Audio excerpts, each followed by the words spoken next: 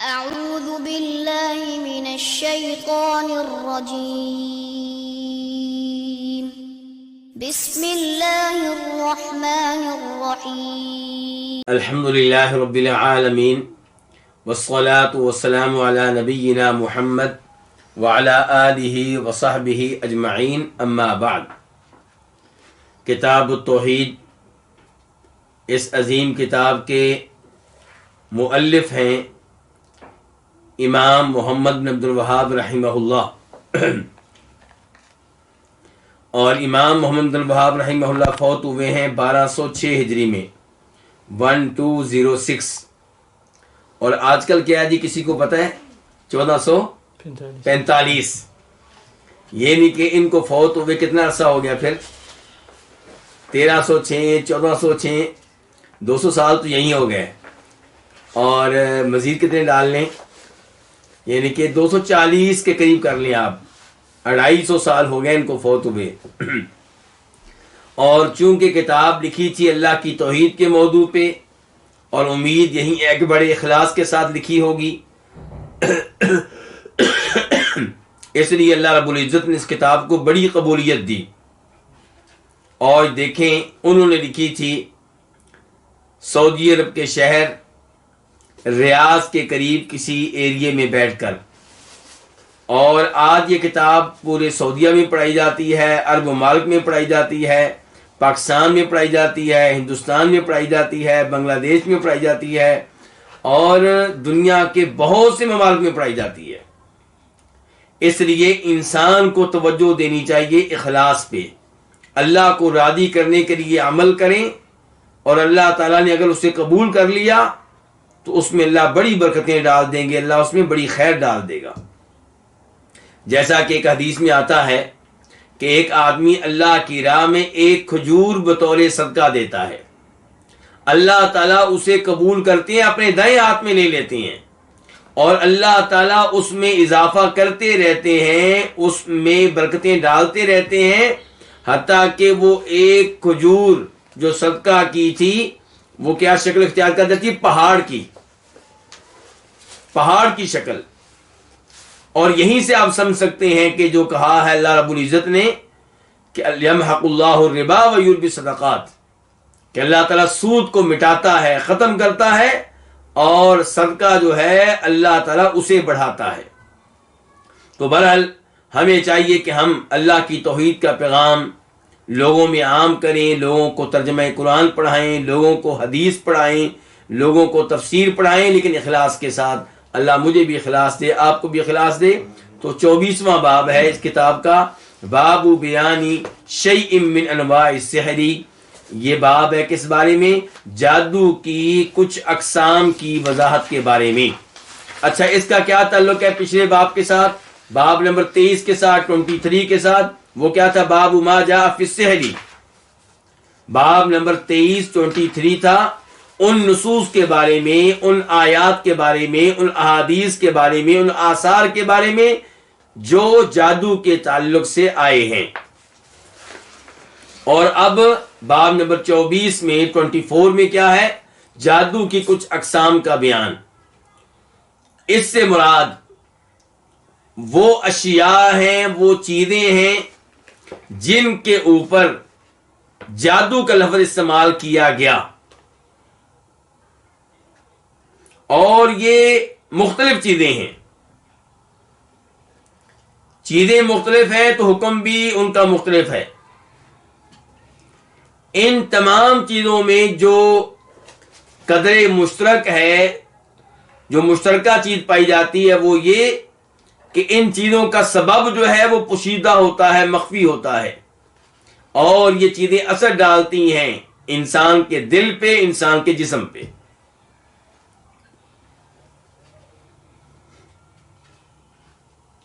قال احمد رحمہ اللہ، امام محمد بن عبد الوہاب رحمہ اللہ کہتے ہیں امام احمد نے کہا۔ یہ امام احمد ابن حنبل 4 اماموں میں سے ایک امام۔ ہم جانتے ہیں کہ 4 امام لوگوں میں بڑی شہرت پا گئے، ورنہ ایسا نہیں ہے کہ اللہ کے رسول نے کہا ہو کہ یہ 4 امام ہیں، نہ صحابہ نے کہا ان کے بارے میں، نہ تابعین نے کہا، بلکہ یہ 4 امام شہرت پا گئے، ان کو شاگرد ملے، ان کا علم آگے پھیلا، ورنہ کئی امام ان کے زمانے میں ان جیسے تھے اور کئی علم میں ان سے بھی آگے تھے۔ آپ دیکھیں نا، یہ 4 امام مشہور ہوئے، تو کیا صحابہ کرام علم میں ان سے پیچھے ہیں؟ بالکل نہیں۔ تابعین ان سے پیچھے ہیں؟ بالکل نہیں۔ لیکن اللہ تعالی جس کو چاہتا ہے، جس میدان میں چاہتا ہے، شان اور مقام دے دیتا ہے۔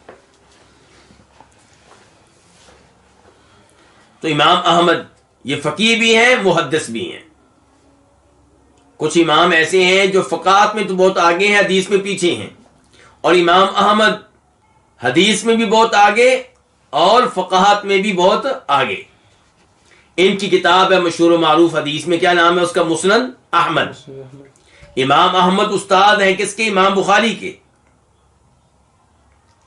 اس سے آپ اندازہ لگا سکتے ہیں امام احمد کتنے بڑے امام ہیں۔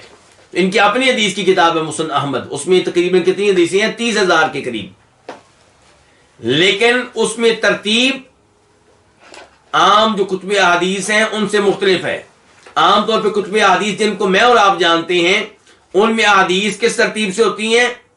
موضوع کے اعتبار سے۔ یہ طہارت سے تعلق رکھنے والی احادیث ہیں، جی یہ نماز سے تعلق رکھنے والی احادیث ہیں، یہ وہ حدیث ہیں جن کا تعلق روزوں سے ہے، یہ وہ حدیث ہیں جن کا تعلق زکوٰۃ سے، حج سے ہے۔ مسند احمد میں ایسا نہیں ہے۔ مسند احمد میں احادیث کی ترتیب ہوگی صحابی کے اعتبار سے۔ وہ احادیث جو روایت کی ہیں ابو بکر صدیق نے رضی اللہ عنہ، پھر وہ احادیث جو روایت کی عمر فاروق نے، پھر وہ احادیث جو روایت کی جناب عثمان نے، اس طرح۔ تو اس کو کیا کہتے ہیں؟ مسند احمد۔ اور اس میں احادیث کی صحت کا وہ معیار نہیں ہے جو صحیح بخاری میں ہے، اور اس کی وجہ سے امام احمد کی شان پہ کوئی فرق نہیں پڑتا، یہ بھی ذہن میں رکھیے گا۔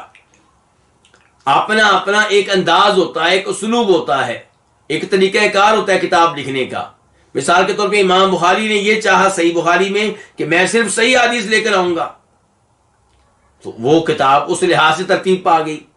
امام احمد نے یہ طے کیا کہ میں صحابہ کرام کی حدیث ہر صحابی کے اعتبار سے جمع کروں گا، وہ چاہے صحیح ہو چاہے ضعیف ہو، لیکن ہر حدیث سے پہلے سند بتا دی ہے۔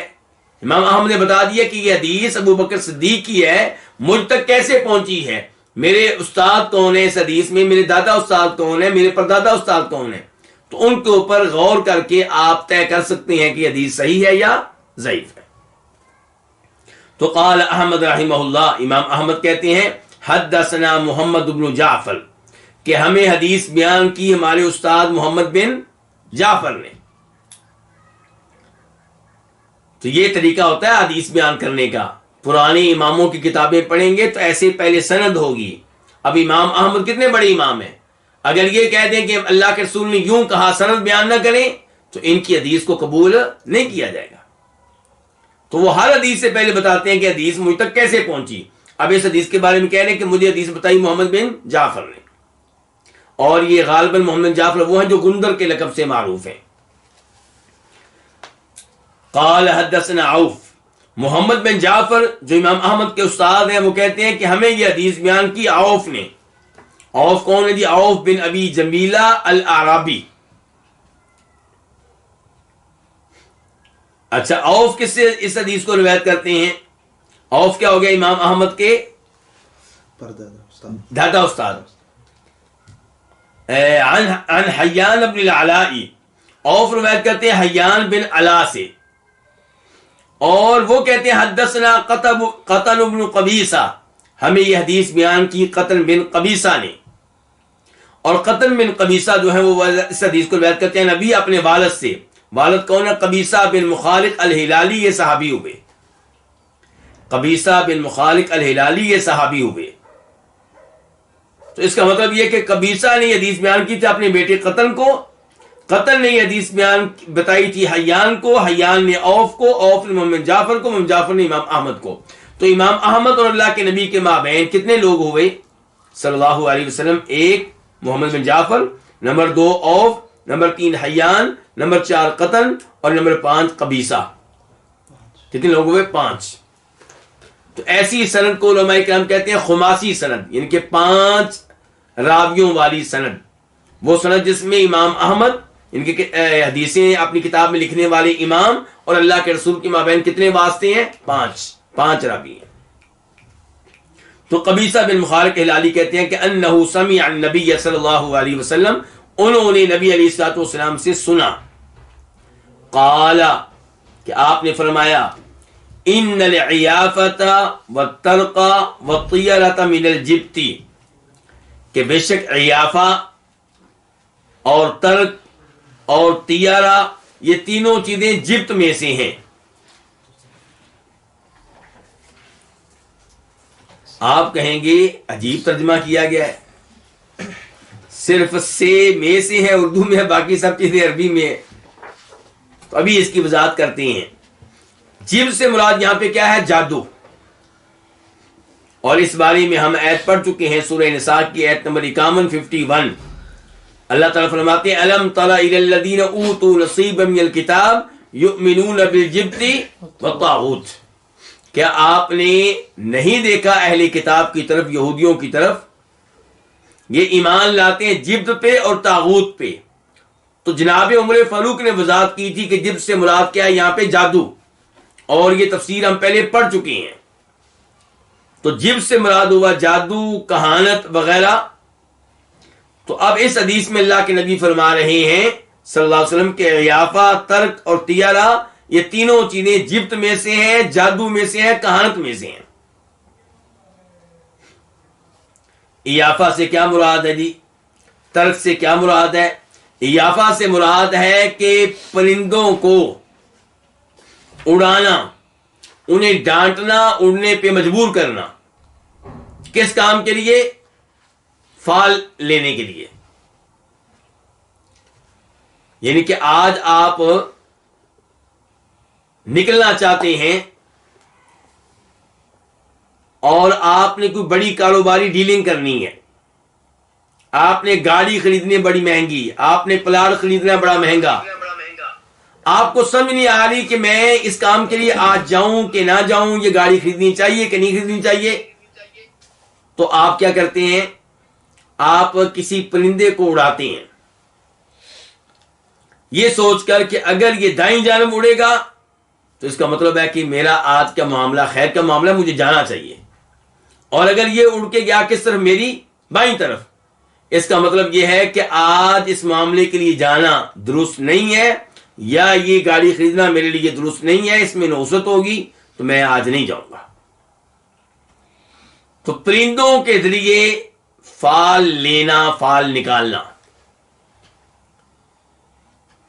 پرندے کو آپ اڑنے پہ مجبور کریں گے اور دیکھیں گے دائیں طرف مڑتا ہے یا بائیں طرف. یا آپ یہ جانتے ہیں کہ جس شہر کی طرف میں جا رہا ہوں وہ میرے بائیں سائڈ پہ ہے یا دائیں سائڈ پہ ہے. اب آپ دیکھیں گے پرندہ ادھر جاتا ہے تو پھر آپ کہیں گے میں جاؤں گا، آج کا یہ کام میرا اور سفر اچھا ہوگا. اور اگر یہ کسی اور جانب جاتا ہے تو میں آج نہیں جاؤں گا. تو پرندوں کے ذریعے اس انداز سے فال لینا، فال نکالنا، یہ کیا ہے؟ عیافہ ہے. تو اللہ کے نبی فرما رہے ہیں العیافہ، یہ پرندوں کے ذریعے پرندوں کو اڑا کر فال لینا، یہ جادو کے اقسام میں سے قسم ہے. ہمارا باب کیا تھا؟ جادو کی کچھ اقسام کا بیان. تو حدیث میں کیا آ گیا کہ پرندوں کو اڑا کر فال لینا یہ جادو میں سے ہے، جبت میں سے ہے. نمبر 2 کیا؟ ترک. ترک کیا ہے؟ زمین میں لکیریں کھینچ کر کیا کرنا؟ کوئی نتیجہ نکالنا. جیسے آج کل آپ نے دیکھا ہوگا کئی نجومی حضرات کیا کرتے ہیں، ہمارے ہاتھ کی کیا دیکھتے ہیں؟ لکیریں. اور لکیریں دیکھ کے بتاتے ہیں کہ آپ کی شادی ہوگی کہ نہیں ہوگی، آپ کو اولاد ملے گی کہ نہیں ملے گی، آپ کو رزق ملے گا کہ نہیں ملے گا، آپ کو یہ جاب ملے گی کہ نہیں ملے گی، آپ کی اس لڑکی سے شادی ہوگی یا نہیں ہوگی. غیب کی خبریں دیتے ہیں ہمارے ہاتھ کی لکیریں دیکھ کر. ایسے ہی زمین میں لکیریں ڈال کر کوئی نتیجہ نکالنا، اس کو کیا کہتے ہیں؟ ترک.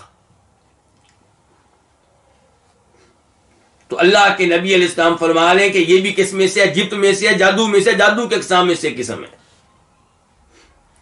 والطیارہ، طیارہ کسے کہتے ہیں؟ کسی بھی طریقے سے بدشگونی لینا، کوئی بھی طریقہ اختیار کر کے بدشگونی لینا، یہ بھی جبت میں سے ہے۔ مثال کے طور پہ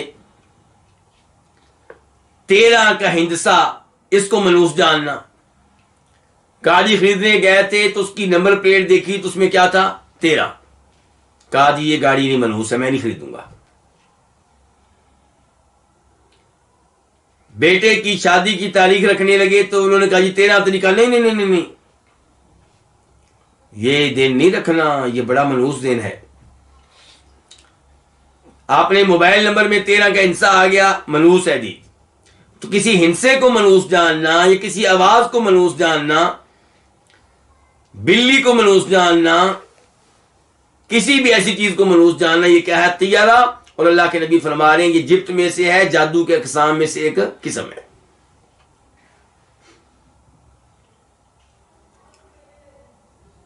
یہ تو تھا ترجمہ اس حدیث کا۔ اب دیکھتے ہیں کہ اس حدیث کا معیار کیا ہے، صحیح ہے یا ضعیف ہے، کون کون سے اماموں نے اس کو روایت کیا ہے۔ تو شروع میں کہہ چکے ہیں کتاب کے مؤلف کہ اس کو روایت کرنے والے کون ہیں؟ امام احمد۔ تو مسند احمد میں یہ حدیث موجود ہے اور وہاں پہ اس کا نمبر ہے 20,604، یعنی کہ 20604 20604۔ اور یہ حدیث مسند احمد میں ایک بار نہیں آئی، کئی بار آئی ہے۔ مثال کے طور پہ اس کا ایک نمبر اور ہے 15,915، یعنی کہ 15915۔ لیکن جو سند یہاں پہ آئی ہے اس کے لحاظ سے اس حدیث کا نمبر وہ بنتا ہے جو میں نے پہلے نمبر پہ آپ کو بتایا ہے۔ متن کے لحاظ سے یہ دونوں نمبر ٹھیک ہیں، لیکن سند کے لحاظ سے پہلا نمبر ٹھیک ہے، 20,604۔ اس حدیث کو روایت کرنے والے امام ابو داؤد بھی ہیں اور وہاں پہ اس کا نمبر ہے 3,907، 3907۔ اس کو روایت کرنے والوں میں امام نسائی بھی ہیں، لیکن امام نسائی نے اس کو روایت کیا ہے اپنی حدیث کی اس کتاب میں جس کو کیا کہتے ہیں؟ السنن الکبریٰ، الصغریٰ نہیں، صغریٰ المجتبیٰ۔ عام طور پہ ہم جب کہتے ہیں نا امام نسائی نے اس حدیث کو روایت کیا ہے تو اس سے مراد امام نسائی کی کون سی کتاب ہوتی ہے؟ الصغریٰ المجتبیٰ، یعنی کہ اس کو الصغریٰ کہہ لیں یا المجتبیٰ کہہ لیں۔ لیکن امام نسائی کی ایک کتاب بڑی ہے حدیث کی، اس کو کیا کہتے ہیں؟ الکبریٰ، حدیث کی وہ کتاب جو بڑی کتاب ہے۔ جب ہم کہتے ہیں نا حدیث کی مشہور 6 کتابیں تو ان میں امام نسائی کی کتاب بھی شامل ہے، تو اس سے مراد امام نسائی کی کون سی کتاب ہے؟ صغریٰ مجتبیٰ، جس میں انہوں نے احادیث کا انتخاب کیا ہے، سلیکٹڈ احادیث ہیں۔ تو یہاں پہ مراد کون سی کتاب ہے؟ الکبریٰ۔ تو یہ حدیث ابھی ہمارے سامنے ہے، امام نسائی کی کون سی کتاب میں ہے؟ السنن الکبریٰ میں، اور وہاں پہ اس کا نمبر ہے 11,043، 11043۔ اور اس کو روایت کرنے والوں میں امام ابن حبان بھی ہیں، صحیح ابن حبان میں، اور وہاں پہ اس کا نمبر ہے 6,131، 6131۔ حدیث کا معیار کیا ہے؟ کیا یہ حدیث صحیح ہے؟ نبی علیہ الصلوۃ والسلام کی طرف اس کی نسبت درست ہے؟ کیا یہ ثابت ہوا ہے کہ اللہ کے رسول نے حدیث بیان کی ہے؟ جواب یہ ہے کہ یہ حدیث ضعیف ہے، یعنی کہ یہ اچھی طرح ثابت نہیں ہو سکا کہ نبی علیہ السلام نے یہ حدیث بیان کی ہے۔ اس کو ضعیف قرار دینے والوں میں شیخ البانی رحمہ اللہ بھی ہیں۔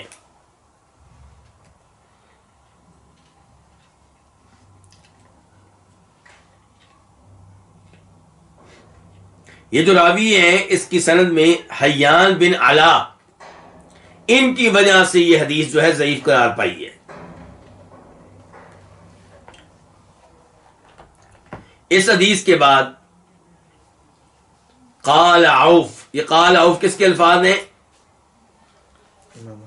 امام احمد کے، اللہ آپ کو جزائے خیر دے، یعنی کہ امام محمد بن عبد الوہاب جو ہماری کتاب کے مؤلف ہیں ان کے الفاظ نہیں ہیں، امام احمد نے حدیث بیان کی، امام احمد ہی کہہ رہے ہیں قال عوف، کہ عوف نے کہا. اور عوف کون ہے؟ حدیث کے راویوں میں سے ایک راوی ہے جو امام احمد کے کیا لگتے ہیں؟ دادا استاد، عوف بن ابی جمیلہ الاعرابی.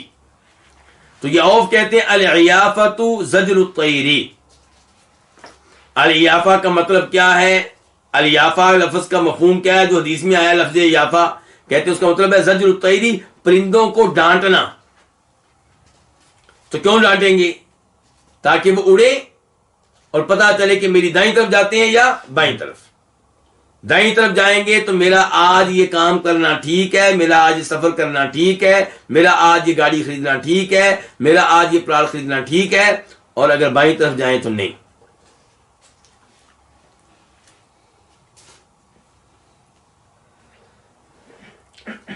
عوف کہتے ہیں وَالتَّرْقُ، اور جو لفظ ترک آیا ہے حدیث میں اس کا مطلب کیا ہے؟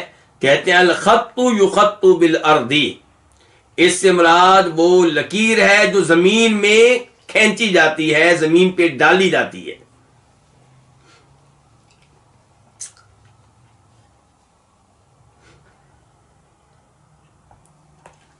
زمین میں لکیریں کھینچ کر کوئی نتیجہ نکالنا، اس کو کیا کہتے ہیں جی؟ علم رمل. کیا کہتے ہیں؟ علم رمل. رمل بنیادی طور پہ کس کو کہتے ہیں؟ ریت کو. چونکہ لوگ یہ کام کیا کرتے تھے ریت میں لکیریں کھینچ کر، تو اس لحاظ سے اس کا نام علم رمل پڑ گیا. ورنہ آج اگر آپ ریت کی بجائے دوسری مٹی میں بھی یہ کام کریں گے تب اس کو کیا کہا جائے گا؟ علم رمل کہا جائے گا. اچھا، اس کے بارے میں ایک حدیث اور بھی آتی ہے. کہاں آتی ہے؟ مسلم شریف میں، ابو داؤد میں. مسلم شریف میں اس کا نمبر ہے 537 537، اور راوی ہے معاویہ بن حکم السلمی. یہ معاویہ، ان صحابی کے نام بھی کیا؟ معاویہ. اس کا مطلب یہ ہے کہ ایک صحابی ہے معاویہ جو یزید کے والد ہیں،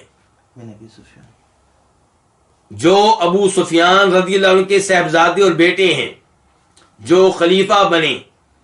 جناب حسن نے خلافت ان کے حوالے کی اور جنہوں نے کئی سال خلافت کی ذمہ داریاں ادا کی، جن کے زمانے میں بہت سے آج کے ممالک اسلامی سلطنت کا حصہ بنے، جن کے سبب سے ایک دنیا کو مسلمان ہونے کا موقع ملا. ایک آدمی آپ کے ذریعے مسلمان ہو جائے تو امید ہے کہ انشاءاللہ آپ کو جنت میں لے جانے کا سبب بن جائے گا. اور جس معاویہ کے ذریعے ہزاروں لوگ مسلمان ہوئے ہوں اس کی شان کے کیا کہنے. لیکن کئی لوگ جناب امیر معاویہ سے کیا کرتے ہیں؟ نفرت. کیونکہ ان کی اور جناب علی کے مابین کچھ لڑائیاں ہوئیں، کچھ غلط فہمیاں ہوئیں.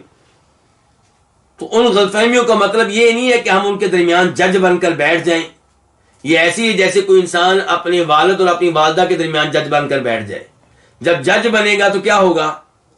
یا والد کی بےزتی کر بیٹھے گا یا والدہ کی کر بیٹھے گا. کسی کی بھی بےزتی کرے اپنی آخرت کو تباہ و برباد کرے گا. تو صحابہ کرام کے مابین ہمیں جج بننے کی ضرورت نہیں ہے. ہم یہ مانتے ہیں کہ جناب علی کی شان جناب معاویہ کے مقابلے میں کہیں زیادہ ہے، لیکن جناب معاویہ بھی صحابی ہیں، اور ادنا سے ادنا صحابی ہم اس کے پاؤں کی خاک بھی نہیں ہیں. تو جناب معاویہ کی عزت کرنی چاہیے، ان سے بطور صحابی محبت کرنی چاہیے. اچھا، اب یہ معاویہ چونکہ لفظ ایسا ہے کہ اس کا معنی کئی لوگ کہتے ہیں کہ اچھا معنی نہیں معاویہ نام کا. تو چلیں، آپ ابو سفیان کے بیٹے معاویہ کی وجہ سے کہتے ہیں اس لفظ کا معنی اچھا نہیں ہے، تو یہاں دوسرے صحابی معاویہ کے بارے میں کیا کریں گے؟ اور معاویہ نام مسلسل لوگ رکھتے رہے ہیں، کئی صحابہ کا، کئی تابعین کا، بعد کے لوگوں کا نام ہے. ایسے یزید ہے، یزید نام جو ہے کئی صحابہ کا ہے، کئی تابعین کا ہے، یزید سے پہلے بھی نام رکھا جاتا تھا، یزید کے فوت ہونے کے بعد بھی نام رکھا جاتا رہا ہے، یہ نام مسلسل لوگ رکھتے رہے ہیں۔ تو یہ معاویہ بن حکم سلمی کہتے ہیں قلت، میں نے اللہ کے رسول علیہ السلام سے کہا وَمِنَّا رِجَالٌ يَخُطُّونَ، ہمارے یہاں کئی ایسے آدمی ہیں جو لکیریں کھینچتے ہیں، زمین میں لکیریں کھینچ کے قسمت معلوم کرتے ہیں، کوئی نتیجہ نکال لیتے ہیں۔ تو نبی علیہ السلام نے فرمایا کان نبی من الانبیاء یخط، نبیوں میں سے ایک نبی ایسے گزرے ہیں جو زمین میں لکیریں کھینچا کرتے تھے۔ فمن وافق خطہ فذاک، تو جس نے اس نبی کے خط کی لکیروں کی موافقت کی، ان کی طرح کی لکیریں کھینچی، فذاک، تو اس کا یہ عمل ٹھیک ہے۔ اس سے کیا پتا چلا؟ علم رمل پھر غلط ہے کہ صحیح ہے؟ بظاہر آدمی یہ سمجھے گا کہ علم رمل کیا ہے، صحیح ہے، کیونکہ نبی کا نام آ گیا، جی نبی یہ کام کرتے رہے ہیں۔ اور حقیقت یہ ہے کہ اللہ کے نبی علیہ السلام کہہ رہے ہیں کہ یہ علم جو ہے اس کو اختیار نہیں کرنا چاہیے، یہ کام نہیں کرنا چاہیے۔ کیوں؟ کیونکہ یہ لکیروں والا عمل تب ٹھیک ہوگا جب اس نبی کے عمل کے مطابق ہو جائے جو گزر چکے۔ اچھا، اب ہمیں کیسے پتا چلے گا کہ جو میں نے لکیریں کھینچی ہیں یہ اس نبی کے عمل کے مطابق ہیں یا نہیں؟ تو اس کا مطلب یہ ہے کہ آپ اس علم سے کیا کریں؟ دور رہیں، اس علم کے قریب نہ جائیں۔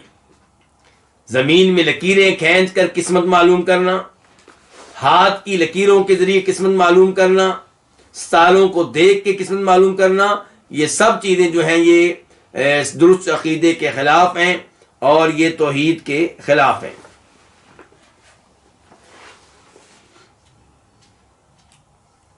اچھا، یہ ابھی ہم وضاحت پڑھ رہے تھے کس کی؟ اوف کی۔ اوف راوی نے حدیث میں آنے والے الفاظ کی وضاحت کی ہے۔ اچھا، یہ وضاحت جو ہے اس کو بھی کس نے روایت کی؟ امام احمد نے۔ امام احمد نے اس کو روایت کیا، اور دیگر کون ہے اس کو روایت کرنے والے؟ امام ابو داؤد۔ امام ابو داؤد جب اس کو روایت کرتے ہیں تو اس کے بعد شیخ البانی اوف کی اس وضاحت اور اس تفسیر کے اوپر حکم کیا لگاتے ہیں؟ کہتے ہیں اوف سے یہ الفاظ ثابت ہیں۔ شیخ البانی کیا کہتے ہیں کہ حدیث تو پیچھے ضعیف تھی، لیکن یہ وضاحت جو اوف نے پیش کی ہے یہ ان سے ثابت ہے، باقی انہوں نے پیش کی ہے۔ اور ابو داؤد میں آپ اس کا نمبر دیکھنا چاہیں، اس وضاحت کا، اوف کے ان الفاظ کی وضاحت، اس اثر کی وضاحت دیکھنا چاہیں تو اس کا نمبر ہے 3908، 3908۔ اچھا، حدیث میں ایک تو لفظ کیا آیا تھا؟ ایافہ، اس کی وضاحت کر دی اوف نے۔ دوسرا لفظ کیا آیا تھا؟ ترک، اس کی وضاحت کر دی کس نے؟ اوف نے۔ ایک لفظ آیا تیارہ، اس کی وضاحت پہلے بھی گزر چکی ہے، مشہور و معروف ہے، بدشگونی لینا۔ اچھا، اس کے بعد لفظ رہ گیا الجبت، تو جبت کے بارے میں پہلے وضاحت گزر چکی ہے جناب عمر فاروق کی کہ جبت سے مراد کیا ہے؟ جادو۔ اب کہتے ہیں والجبت قال الحسن۔ اچھا، یہ کون کہہ رہے ہیں جبت قال الحسن؟ یہ الفاظ کس کے ہیں؟ امام محمد بن عبد الوہاب رحمہ اللہ کے ہیں یا کسی اور کے ہیں؟ یہ امام احمد کے ہیں۔ امام محمد بن عبد الوہاب نے، مالی کتاب کے مؤلف نے تو شروع میں کہہ دیا امام احمد کہہ رہے ہیں، تو اب امام احمد کی گفتگو جاری ہے۔ تو امام احمد کہتے ہیں والجبت، جہاں تک تعلق ہے لفظ جبت کا، تو قال الحسن، تو حسن نے کہا تھا۔ حسن سے مراد کون ہوں گے؟ حسن بصری۔ انہوں نے کہا تھا کہ رنت الشیطان، اس سے مراد کیا ہے؟ شیطان کا رننا۔ رننا کس کو کہتے ہیں؟ غمگین آواز کو۔ مراد کیا ہے؟ شیطانی آہو بکا۔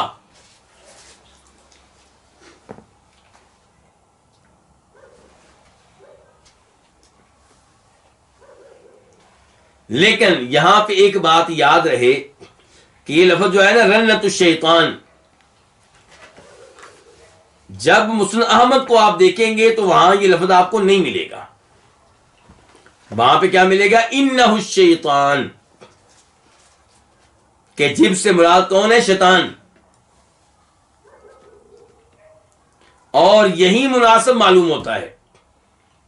مسند احمد میں کیا ہے، جب آپ حدیث کا نمبر نکالیں گے 20,603 20603 تو آپ کو پتا چلے گا وہاں پہ الفاظ کیا ہے، انہ شیطان، رنت شیطان نہیں بلکہ انہ شیطان، یعنی کہ جبت کیا ہے، یہ شیطان ہے، شیطان، شیطانی اعمال.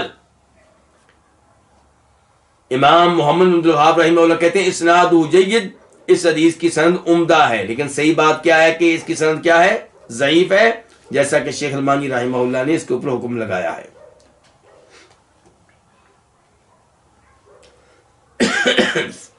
اس کے بعد کہتے ہیں ولی ابی داود، یہ کون کہنے ولی ابی داود؟ ہماری کتاب کے مؤلف رائٹر امام محمد بن الوہاب رحمہ اللہ کہتے ہیں ولی ابو داود والنسائی وابن حبان فی صحیح المسند منہ، کہ سنن ابی داود میں اور سنن نسائی میں، سنن نسائی سے مراد کون سی؟ سنن نسائی الکبریٰ، کہ امام ابو داود کی کتاب سنن میں، امام نسائی کی کتاب سنن کبریٰ میں، اور امام ابن حبان کی کتاب صحیح میں المسند منہ، اس روایت کا مسند حصہ آیا ہے، مرفوع حصہ آیا ہے، اوف والی وضاحت وہاں پہ نہیں آئی.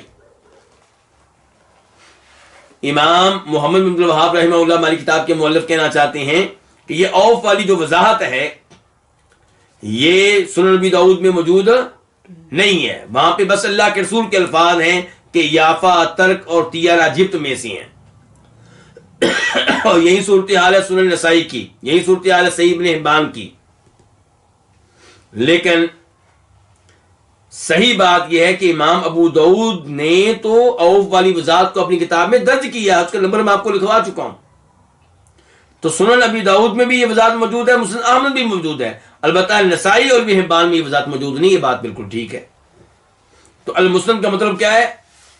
مرفوع حصہ منہ، اس حدیث کا، اس روایت کا جو بھی ہم نے پڑھی ہے، اس روایت کا مسند حصہ آیا ہے ابن حبان میں اور سنن نسائی میں.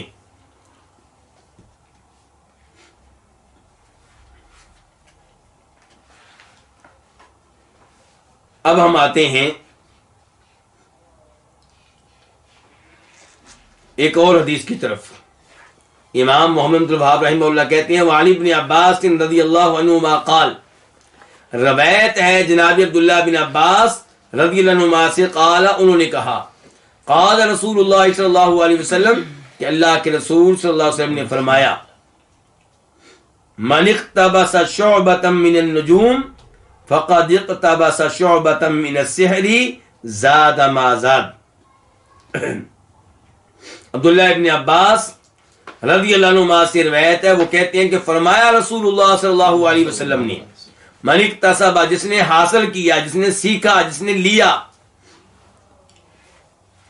شعبۃ من النجوم، علم نجوم کا ایک حصہ، شعبہ کا معنی کیا؟ ایک حصہ، فقد اقتبس شعبۃ من السحر، بس یقیناً اس نے جادو کا ایک حصہ لیا ہے، جادو کا ایک حصہ سیکھا ہے. اس سے کیا پتا چلا کہ علم نجوم کا ایک شعبہ ایسا ہے، علم نجوم کے علوم میں سے ایک علم ایسا ہے جس کا تعلق کس سے ہے؟ جادو سے ہے، جو جادو کا حصہ بنتا ہے، جادو کی قسم بنتی ہے. اس وضاحت سے پتا چلا کہ اس حدیث کا باب کے ساتھ تعلق بالکل ٹھیک ہے. پہلی حدیث سے پتا چلا تھا کہ یافا، ترک اور تیارہ یہ تینوں چیزیں جادو کے اقسام میں سے ہیں. اس حدیث سے پتا چلا کہ ستاروں کے بارے میں جو علوم ہیں، ان علوم میں سے ایک علم جو ہے وہ جادو کے اقسام میں سے ہے. یہاں میں وضاحت کر دوں کہ ہمارے سامنے جو حدیث ہے اس میں کیا من اکتسب شعبہ، شعبہ کے الفاظ ہے نا، لیکن جب آپ کھولیں گے سنن ابن ماجہ، جب آپ کھولیں گے سنن ابی داؤد، جب آپ کھولیں گے مسند احمد، تو وہاں پہ الفاظ ہے من اکتسب علما من النجوم، جس نے سیکھا نجوم کے علوم میں سے ایک علم، تو اس نے جادو کے ایک حصے کو لیا، ایک حصے کو سیکھا. اس کے بعد کیا الفاظ ہیں؟ زادہ ما زادہ،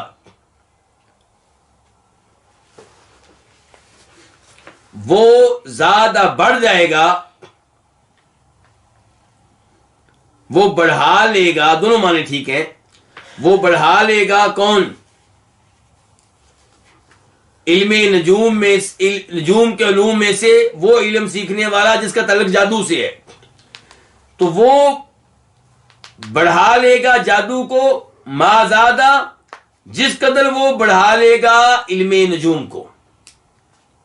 نجوم کے بارے میں جو علوم ہیں ان میں سے ایک علم کا تعلق جادو سے ہے، تو جو علم نجوم میں آگے بڑھے گا وہ جادو میں آگے بڑھے گا، جو اس علم نجوم کو زیادہ سیکھے گا وہ جادو کو زیادہ سیکھ رہا ہے، یعنی کہ وہ خیر حاصل نہیں کر رہا، وہ خطرناک چیز حاصل کر رہا ہے۔ خبردار ہو جائے، توجہ کرے۔ رواہ، اس حدیث کو روایت کیا کس نے؟ امام ابو داؤد نے،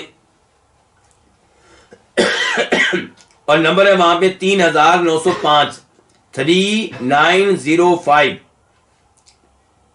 اور امام ابن ماجہ نے، اور نمبر ہے وہاں پہ 3726، 3726، اور اس کو روایت کیا امام احمد نے، اور نمبر ہے 2000،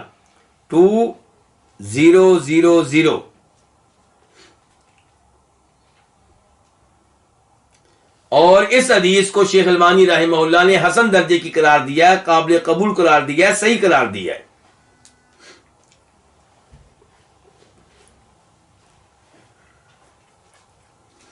اچھا، ستاروں کے بارے میں کئی علوم ہیں۔ ایک یہ ہے کہ ستاروں کے ذریعے جاننا کن کو؟ راستوں کو۔ رات کے ٹائم ستاروں کے ذریعے معلوم کرنا کہ مشرق کدھر ہے، مغرب کدھر ہے۔ ایک آدمی مشرق کی طرف جانا چاہتا ہے، مغرب کی طرف نہیں، سمندر میں اس کی کشتی چل رہی ہے، اب ذرا سمندر میں ستاروں کے علاوہ اور کوئی راستہ نہیں اس کے پاس معلوم کرنے کا کہ مشرق کدھر ہے، مغرب کدھر ہے۔ پرانے زمانے کے لحاظ سے بات کر رہا ہوں، ابھی تو جدید حالات آ چکے ہیں نا۔ تو ستاروں کے ذریعے راستہ معلوم کرنا، مشرق کو، مغرب کو، قبلہ کو، مکہ کو، مدینہ کو، یہ بھی ستاروں کے بارے میں ایک علم ہے۔ کیا یہ ناجائز ہے؟ نہیں، یہ جائز ہے۔ کیا اس علم کو جادو والا علم کہیں گے؟ بالکل نہیں کہیں گے۔ ستاروں کے ذریعے معلوم کرنا کہ گرمیوں کا موسم کب آ رہا ہے، سردیوں کا موسم کب آ رہا ہے، تو یہ روٹین کی معلومات ہیں، تو اس کا بھی جادو وغیرہ سے کوئی تعلق واسطہ نہیں ہے۔ لیکن ستاروں کے ذریعے یہ معلوم کرنا کہ شادی کب ہوگی، جاب کب ملے گی، اولاد کب ملے گی کہ نہیں ملے گی، ایسی چیزیں معلوم کرنا، مستقبل کے امور کو معلوم کرنا، یہ کیا ہے؟ یہ جادو کی قسم ہے۔ جادو میں بھی یہی دعویٰ ہوتا ہے نا، جادو میں بھی علم غیب ہوتا ہے۔ جادو میں آپ دعویٰ کرتے ہیں کہ جس کے ذریعے میں جادو کر رہا ہوں وہ غیب جانتا ہے، اور جادو میں وہ شیطانوں کی مدد لیتا ہے، تو اس لحاظ سے جادو غلط ہے۔ جادو انسان کو کفر میں مبتلا کر دیتا ہے۔ تو یہ ستاروں کے ذریعے مستقبل کے حالات معلوم کرنا، یہ چیز انسان کو جادو میں مبتلا کر دیتی ہے، یعنی کہ انسان کفر میں داخل ہو جاتا ہے۔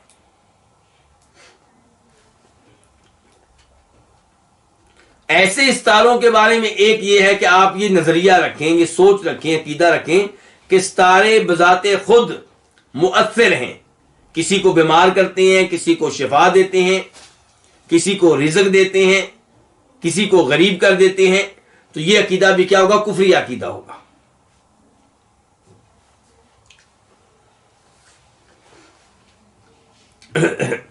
تو اس حدیث میں گویا کہ علم نجوم کا بیان ہوا ہے۔ کس کا بیان ہوا ہے؟ علم نجوم کا۔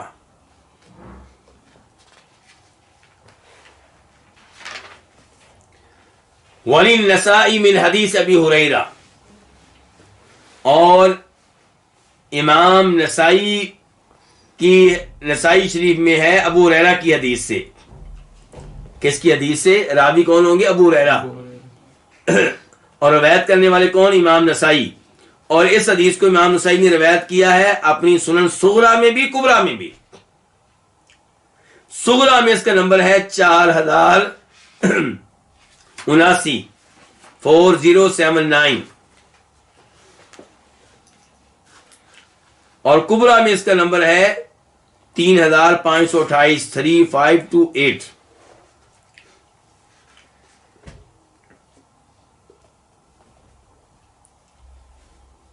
یہ حدیث ابھی پڑھنے لگے ہیں، اس کو بھی شیخ البانی رحمہ اللہ نے ضعیف قرار دیا ہے، لیکن اس کا معنی، اس کا مفہوم وہ دیگر نصوص کے ذریعے ثابت ہے کہ وہ ٹھیک ہے. یعنی الفاظ کے بارے میں گارنٹی نہیں ہم دے سکتے کہ اللہ کے رسول نے یہ الفاظ کہے ہوں، ان الفاظ کی نسبت اللہ کے رسول کی طرف کیا ہے، ثابت نہیں ہے، لیکن ان الفاظ کا معنی و مفہوم دیگر آیات، احادیث، آثار سے ثابت ہو جاتا ہے. تو امام نسائی میں ہے ابو ہریرہ کی حدیث سے کہ فرمایا نبی علیہ السلام نے من عقد عقدۃ، جو کوئی گرہ باندھے، کیا کرے، کوئی گرہ باندھے، کہیں پہ گرہ لگائے، ثم نفث فیہا، پھر پھونک مارے اس میں، کس میں، اس گرہ میں، فقد سحرا، تو یقیناً اس نے جادو کیا. جادو کی اقسام میں سے سب سے گندی، سب سے بری، سب سے مشہور قسم یہی ہے. عام طور پہ جادو کا، لفظ جادو کا استعمال اسی کے اوپر ہوتا ہے. گرہ باندھی جاتی ہے، اس کے اوپر کچھ پڑا جاتا ہے، پڑھ کے پھونک ماری جاتی ہے، اور اس عمل میں مدد لی جاتی ہے، کن سے، شیطانوں سے. اس عمل کے لیے شیطانوں کو راضی کیا جاتا ہے، ان کی عبادت کی جاتی ہے، ان کو سجدے کیے جاتے ہیں، ان کے نام پہ جانور ذبح کیے جاتے ہیں. تو فرمایا نبی علیہ السلام نے، اور بلکہ قرآن کی آیت مجھے یاد آ گئی، وَمِن شَرِّ النَّفَّاثَاتِ فِي الْعُقَدِ، کہ میں پناہ میں آتا ہوں، اللہ کی پناہ میں آتا ہوں گرہیں باندھ کر ان میں پھونک مارنے والی جادوگرنیوں کے شر سے بچنے کے لیے. تو من عقد عقدۃ، جو گرہ باندھے کوئی، پھر اس میں پھونک مارے، فقد سحرا، تو یقیناً اس نے جادو کیا ہے. ومن سحر فقد اشرک، اور جس نے جادو کیا تو اس نے یقیناً شرک کیا ہے، کیونکہ جادو شرک کے بغیر ممکن نہیں ہے. شیطانوں سے مدد لینا، غیر اللہ سے مدد لینا، یہ بھی شرک ہے، اور ان شیطانوں سے مدد لینے کے لیے ان کے نام پہ بکرے ذبح کرنا، انہیں سجدے کرنا، یہ بھی شرک ہے. ومن تعلق شیئا وکل الیہ، اور جو کوئی چیز لٹکا لے اپنے بازو میں، اپنے گلے میں، تعویذ کے طور پہ کسی شر سے بچنے کے لیے، نظر بد سے بچنے کے لیے، تو جو کوئی چیز لٹکا لے تو وکیل علیہ، اسے اس چیز کے سپرد کر دیا جاتا ہے. یعنی کہ اللہ کی مدد سے ایسا انسان محروم ہو جاتا ہے، اللہ اس کو اس چیز کے حوالے کر دیتے ہیں جس کے اوپر اس نے اعتماد کیا ہے غیر شرعی سبب اختیار کر کے.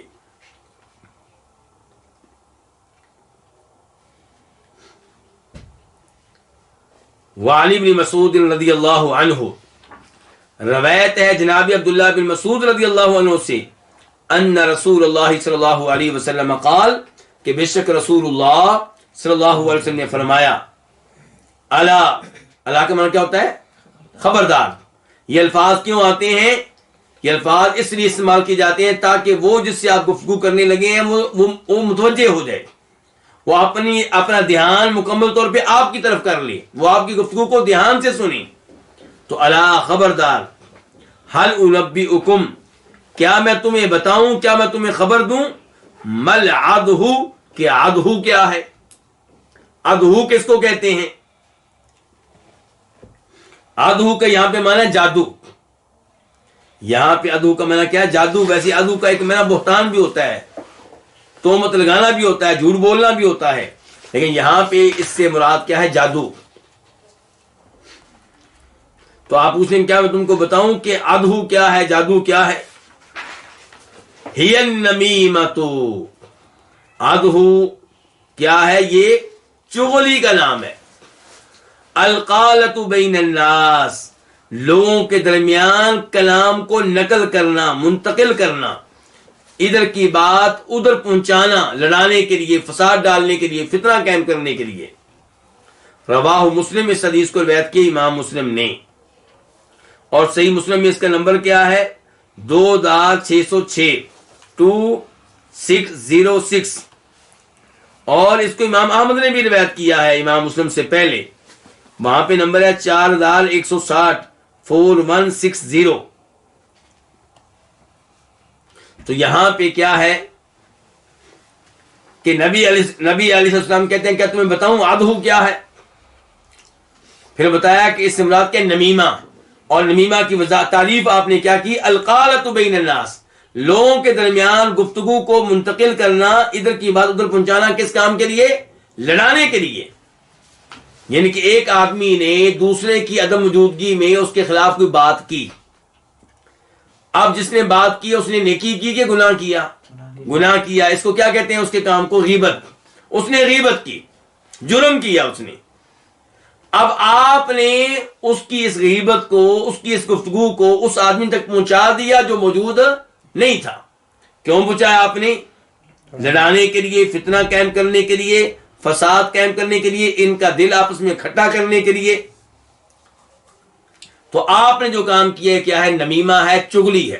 آپ لڑانا چاہتے ہیں دو مسلمان بھائیوں کو، جبکہ میرا کام ہے بطور مسلمان میں مسلمانوں کو مسلمانوں کے قریب کروں، میں مسلمان کے دل میں مسلمان کی محبت ڈالوں۔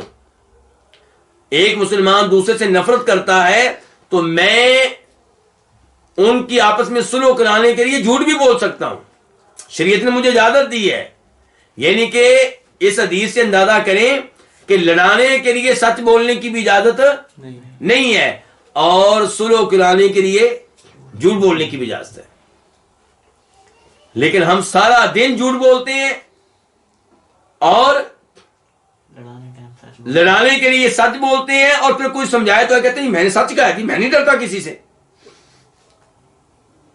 جو کرنا ہے کر لو، میں حق بات کہنے سے باز نہیں آؤں گا۔ سبحان اللہ، لڑانے کے لیے آپ کو سچ بولنے کا شوق ہے، اور ان سے بھی بڑے مجرم وہ ہیں جو لڑانے کے لیے کیا بولتے ہیں؟ جھوٹ بولتے ہیں۔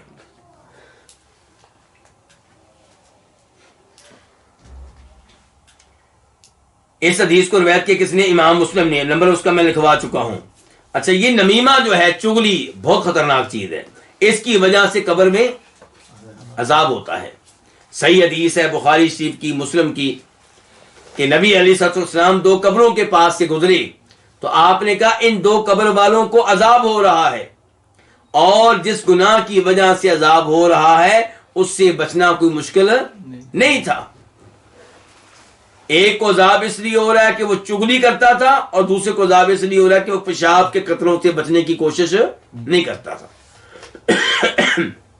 پھر آپ نے ٹہنی لی، اس کے دو حصے کیے کھجور کی ٹہنی کے، کھجور کی شاخ کے، اور ان دو ٹہنیوں کو، ان دو حصوں کو قبروں پہ کیا کیا؟ گاڑ دیا، اور فرمایا جب تک یہ خشک نہیں ہو جائیں گی ٹہنیاں تب تک ان کے عذاب میں کیا کی جائے گی؟ کمی کی جائے گی، تخفیف کی جائے گی۔ تو یہ قبر کے عذاب میں کمی اور تخفیف کیوں ہو رہی تھی؟ ٹہنی کی وجہ سے۔ انا للہ و انا الیہ راجعون۔ نہیں میرے بھائی، ٹہنی کی وجہ سے نہیں، پھر تو کوئی بھی ٹہنی لگائے اور یہ کام ہو جائے گا، نہیں، اللہ کے رسول کی شفاعت کی وجہ سے، آپ کی دعا کی وجہ سے۔ اور ٹہنی کیا تھی؟ وہ علامت تھی کہ جب تک یہ خشک نہیں ہوگی تب تک میری شفاعت فائدہ دے گی، تب تک عذاب میں کمی رہے گی۔ آج لوگ اس حدیث کی وجہ سے قبروں پہ کیا لگا دیتے ہیں؟ درخت، ٹہنیاں، اور سمجھتے ہیں کہ اس کی وجہ سے قبر کے عذاب میں تخفیف ہو جائے گی۔ نہیں میرے بھائی، پہلی بات تو یہ ہے کہ آپ یہ ٹہنی لگا کر لوگوں کو پیغام دے رہے ہیں کہ اس کو عذاب ہو رہا ہے، میں ٹہنی لگا دی تاکہ اس کے عذاب میں کمی ہو۔ آپ بدگمانی پیدا کر رہے ہیں اس آدمی کے بارے میں۔ دوسرے نمبر پہ آپ کیا کریں؟ دعا کریں۔ اگر آپ چاہتے ہیں اس کے عذاب میں کمی ہو، اس کی بخشش کا سامان ہو، تو آپ اس کے لیے کیا کریں؟ دعا کریں۔ کچھ لوگ کہتے ہیں نہیں، چونکہ ٹہنی جو ہے اللہ کی تسبیح بیان کرتی ہے، اس لیے عذاب میں کیا ہونی تھی؟ تخفیف. تو بھئی قرآن میں تو آیا کہ ہر چیز اللہ کی تسبیح بیان کرتی ہے، وَإِن مِّن شَيْءٍ إِلَّا يُسَبِّحُ بِحَمْدِهِ. تو پھر جو اس میت نے جو چادر پہنی ہوتی ہے کفن کی، اس سے عذاب میں کمی کیوں نہیں ہو رہی؟ وہ مٹی جس کے اوپر لیٹا ہوا ہے اس کی وجہ سے عذاب میں کمی کیوں نہیں ہو رہی؟ تو بہرحال بتانا یہ چاہ رہا تھا کہ صحیح حدیث سے ثابت ہے کہ قبر میں عذاب ہونے کے اسباب میں سے ایک سبب کیا ہے؟ چغلی. تو لڑانے کے لیے ایک کی بات دوسرے تک مت پہنچائیں. اور یہ کام گھر میں بڑی خوش اسلوبی سے کیا کرتی ہے کون؟ ساس صاحبہ،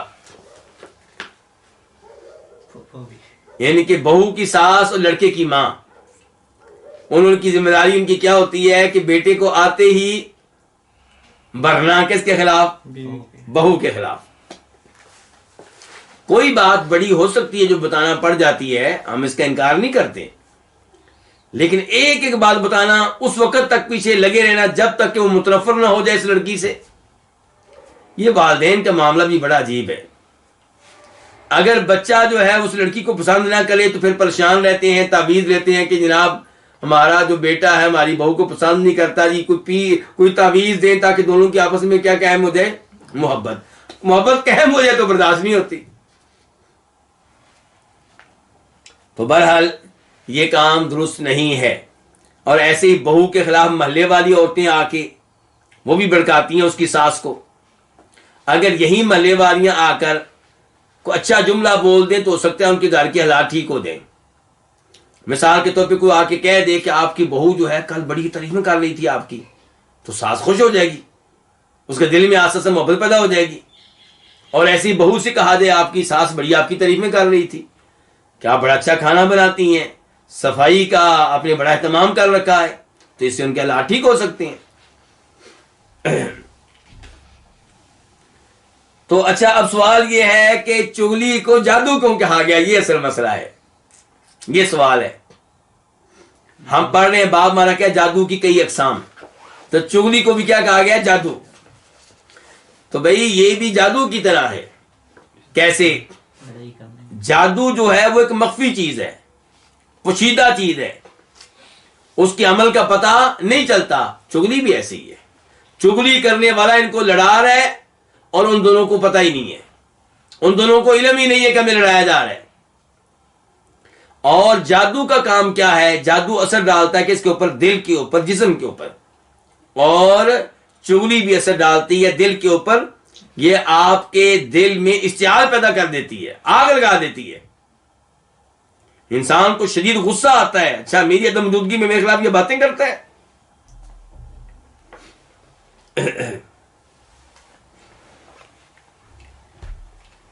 وَلَهُمَا، اور ان دونوں کی روایت ہے. کن دونوں کی؟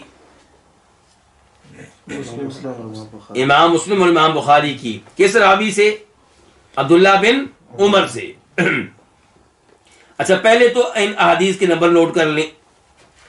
صحیح بخاری میں اس کا نمبر ہے 5146، 5146، اور وہاں پہ اس کے راوی واقعی عبداللہ بن عمر ہیں.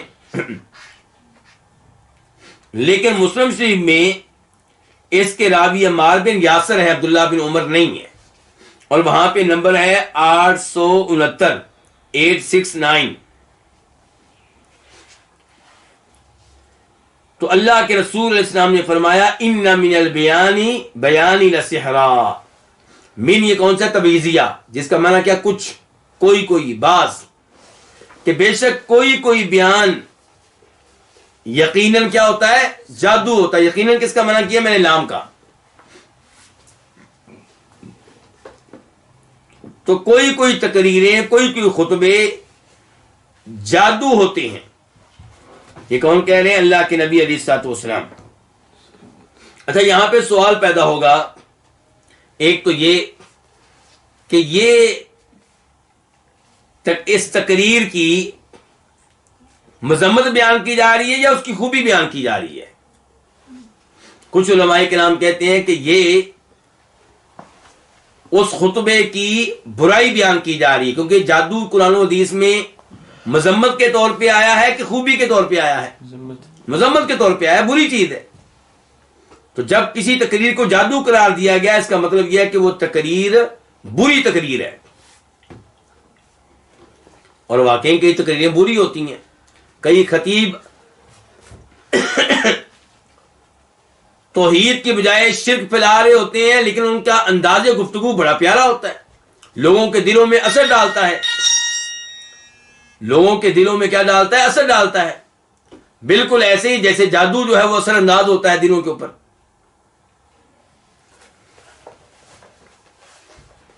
اور کچھ علماء کرام کہتے ہیں کہ یہاں پہ تقریر کی خوبی بیان کی گئی ہے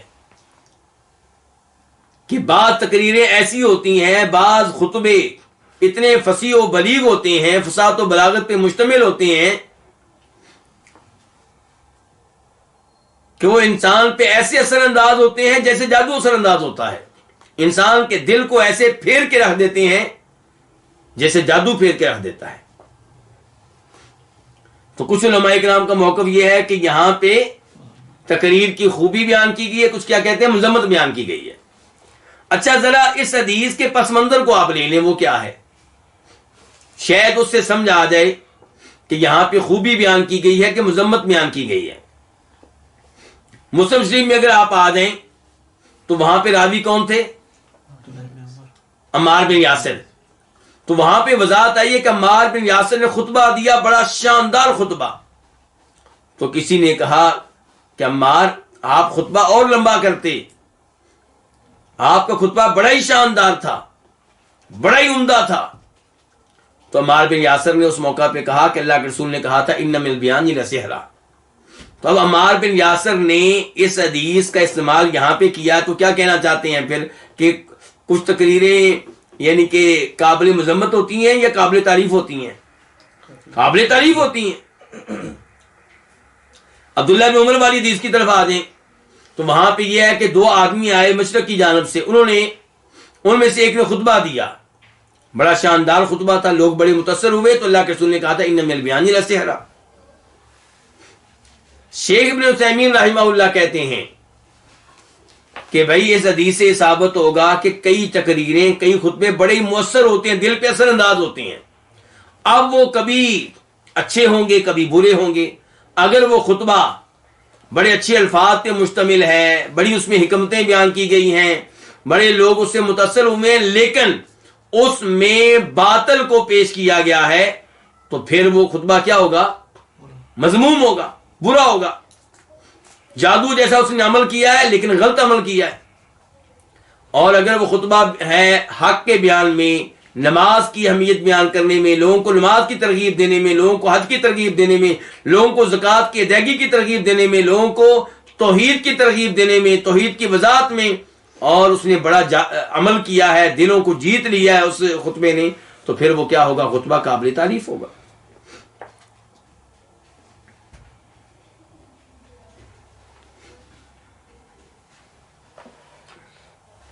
تو بہرحال یہاں پہ کچھ تقریروں کو کیا کہا گیا؟ جادو.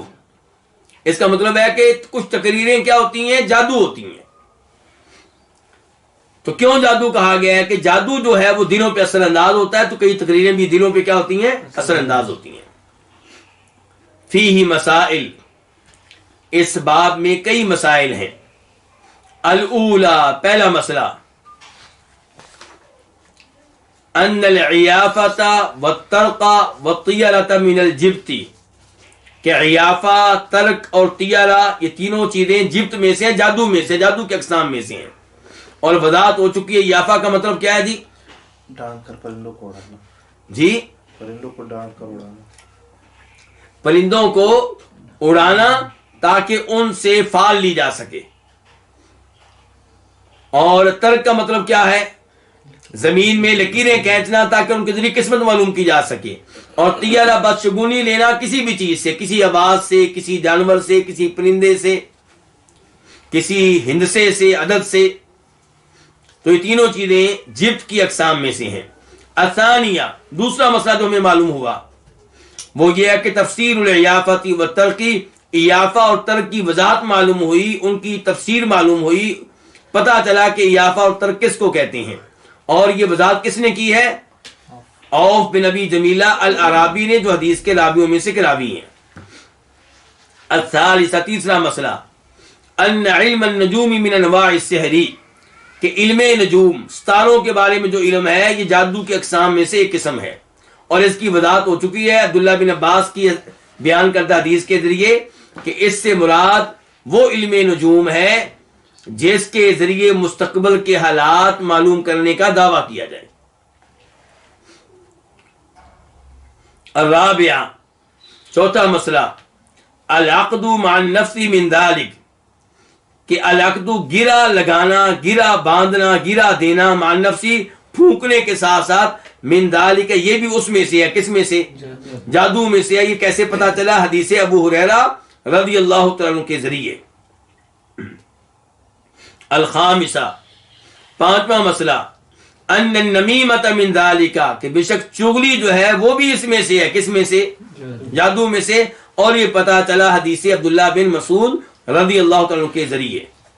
السادسہ چھٹا مسئلہ ان من ذالک بعض الفصاحہ کہ بے شک اسی میں سے، من ذالک جادو میں سے، بے شک جادو میں سے ہے کیا بعض الفصاحہ کچھ فصاحت و بلاغت پہ مشتمل تقریریں، خطبے، کلام.